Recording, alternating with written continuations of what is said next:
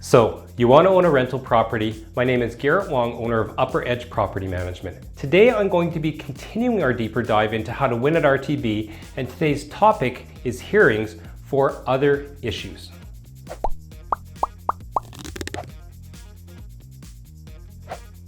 Alright, here we are again and getting into the weeds on hearings. Last week I gave you 3 tips on the best types of evidence to submit for a rent owing type hearing, and today we're covering the EVOP other hearings. To slightly recap, other hearings pertain to things not for rent, like having too many parties, noise complaints, having an unauthorized pet, etc. And with all hearings, winning, or at least increasing your odds of winning, starts and ends with your evidence package.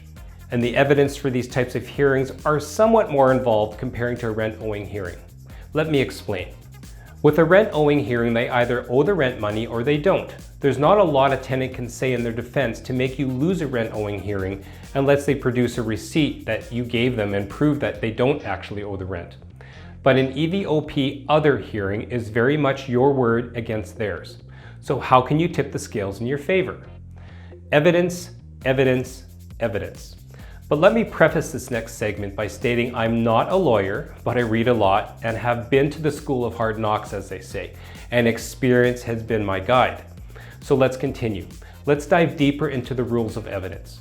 The Canada Evidence Act is very specific about the rules of evidence. And if you watch a lot of TV, you'll probably know that hearsay evidence or written or oral statements made by persons other than the witnesses of the actual act are inadmissible.